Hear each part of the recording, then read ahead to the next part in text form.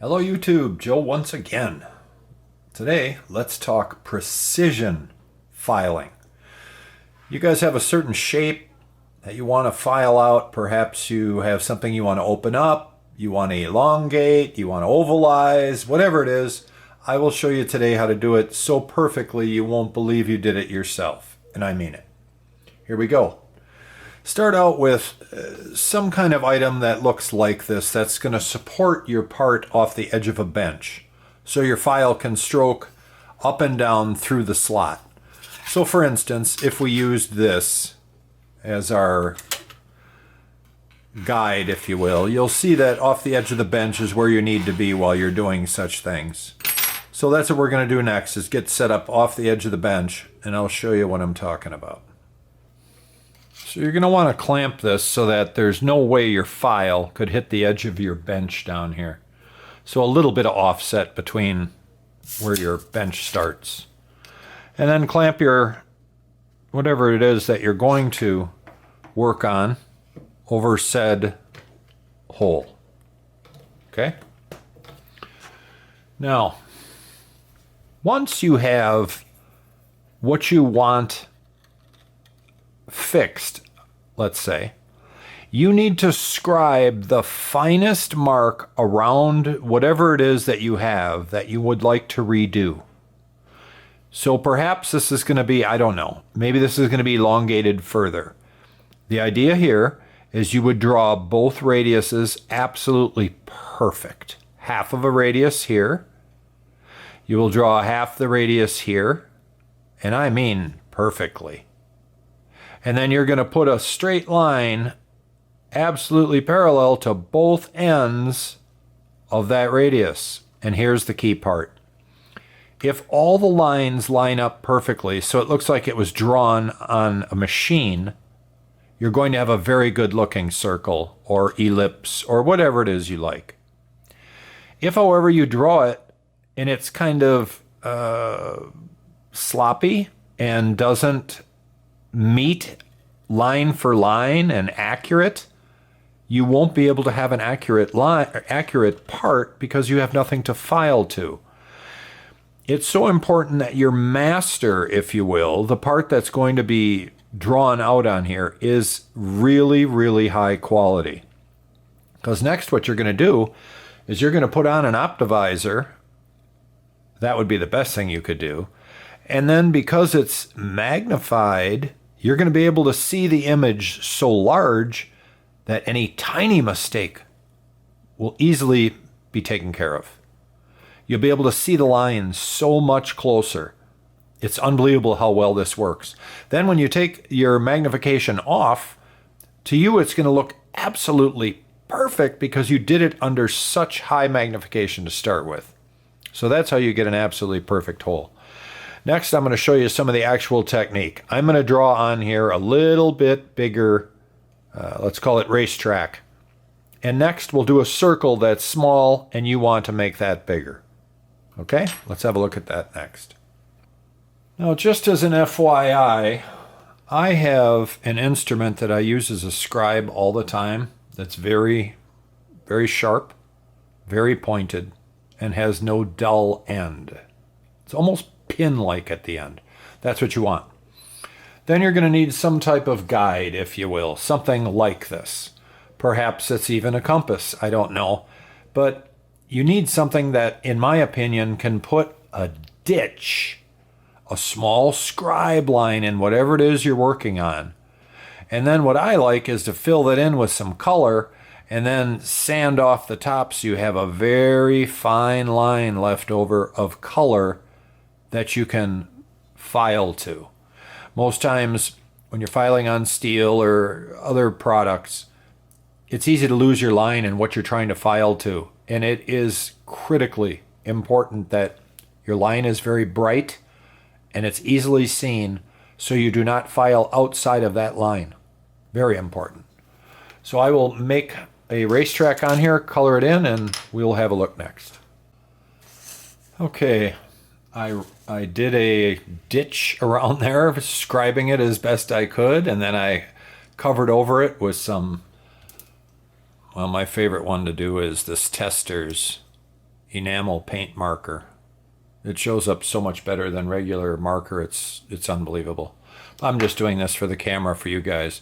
So you'll coat it in that next, and next you're going to just kiss off the top of that color and leave the ditch. And my favorite way to do that is with your favorite thinner and a piece of paper from an actual phone book, because it's such thin paper. But you can try whatever you like.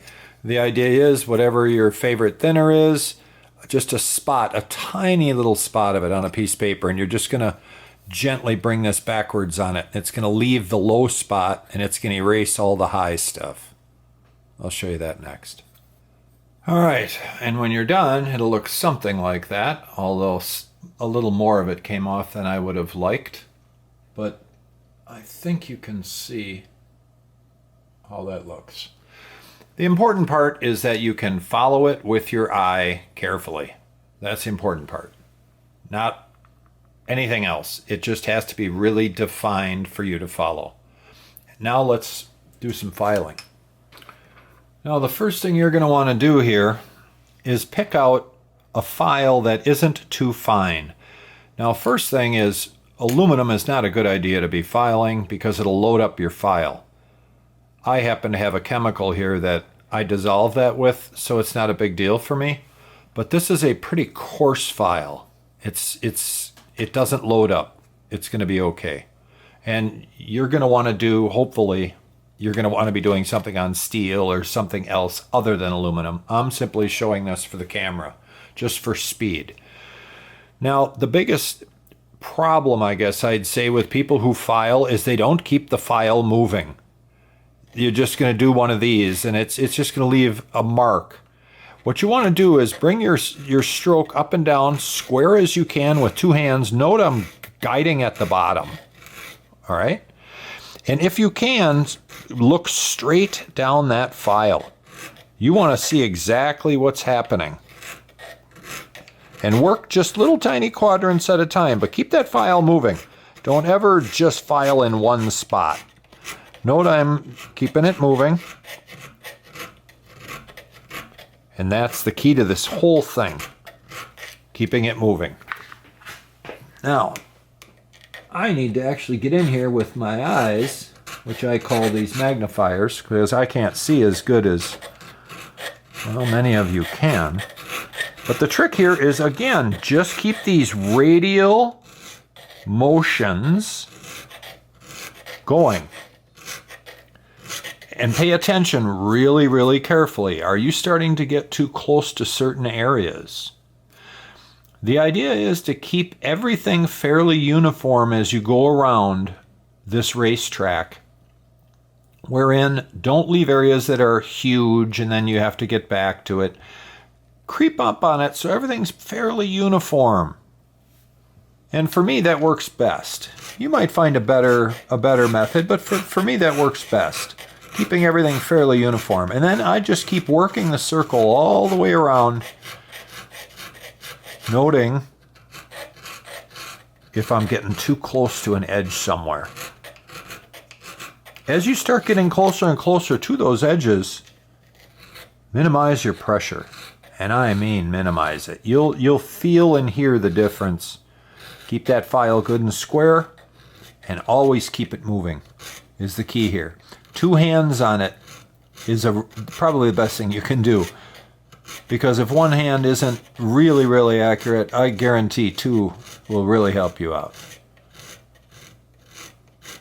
And keep playing the game. It's a slow boat to getting anything done when you're being really accurate. But that's okay. When you're all said and done, you're going to say, I can't believe I did that. And it's all just creep up on it. Pay attention to what you're doing. Stay moving. Once you get really, really, really close, you can switch to a different file. That's when you're really going to get things tightened up. Because the coarse files are not a good idea when you start getting really close, because you're going to take off, likely you could take off too much. And that's not our idea here. We're looking to take this right to the edge of perfect. And if you never, ever, ever erase your line, in other words, go too far, it's always going to look good because you have your racetrack to look at. You always have that defining line. You never, ever, ever want to get rid of your line because now you won't know where you are once you do. And just keep getting really close with your magnification. And as you keep going here, you'll get this thing absolutely perfect if you keep that file moving. If you notice that there's a spot that's bad and you really want to get into it better, take your fingers underneath and use them as a guide. So the file is coming between your fingers carefully and you're kind of keeping it. Let's say you have a high spot you want to get rid of. It's easy to just work that little spot. But again, you want to do a little bit of swing with it. Never in one spot and continue moving. You'll just make a ditch, and it's very tough to get rid of a ditch, especially in an oval. So just keep around, keep the game going, nice and parallel, watching with magnification, brushing it constantly to see where you're at. And without any magnification right now, you guys are doing all the looking. I'm not doing any. I can't see good because the camera's in my way. It's looking fairly good though. And this is the key to it, you guys. Straight up and down. When you're all said and done, let's say we are done, and I can't get close enough to it right now, but let's say we're all done. You're going to need to flip it over and you're going to need to get rid of your burr. All this time you've been forcing material to the back side. All right, so you're going to need to do this all over again. But don't change the angle. Then it'll look crummy. Keep it parallel, up, straight up and down, and just do some light strokes around in the circle. Little by little, it'll start to erase that. And if it doesn't, you'll probably be able to go over it with your fingernail. After you do just a couple of racetrack trims, you might be able to just find out it just goes away now. Okay? Couple more maybe, but again, the key is always to keep that file moving. Always doing a radius. And now you should have it. That should look fairly nice.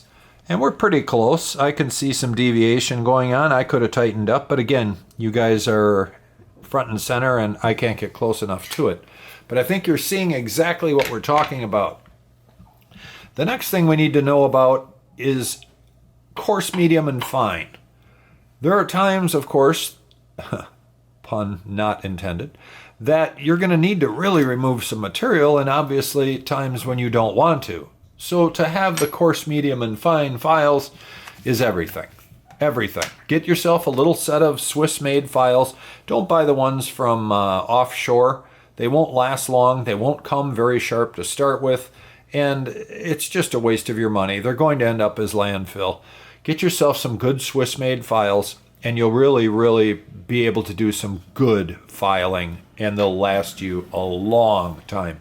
These are from the 80s, and they're still going. Sure, they look a little rough. That's okay. They're still going. That's money well spent. Next is a thing called a file card. These are available in different widths of these pieces of steel in here, this wire. It's available in fine and medium and extra coarse, depending upon what your file is. And obviously these are used to get all that bad, if there's metal in there, maybe it's wood, who knows what it is. It's to get everything out of your file and clean it out. Now, I can't say that I have the different varieties of these. I have one. I don't use it that often, but I can tell you when you need it, it's the best tool on earth. But I hope this has helped you guys out. I think I've explained most of it. One other thing I guess I should note is you can get little tiny rasps. Little mini file rasps. And I'm here to tell you, if you guys do little precision work in wood, this is one crazy set. I don't know where I got it. It's so old, I have no clue. I do know this though. If you have all the different grades from rasps to very fine, it's very easy to do a really nice file job, and it goes so much faster when you're not trying to push a tool it wasn't designed for. For instance, you have too fine of a file and you're going to try to do, let's say, what we just did. It's going to take you a long time in steel with too fine of a file. Always start with as coarse as you can get by with. Progressively go finer as you're getting really close to it. You're going to have a great looking job. Keep that file straight up and down. Use two hands. Your accuracy will go through the roof. Now, let's say you were going to file a small circle into a big one. You're going to do the exact same thing that you saw me do here. You're going to continue on that arc, sanding with the arc, or filing with the arc, always keeping your file moving around, and keeping it as even as you can to get closer and closer and closer to your end goal.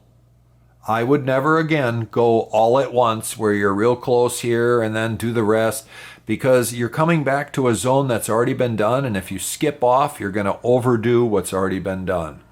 Creep up on it, and it's your best game going. You guys let me know what you think. Take care.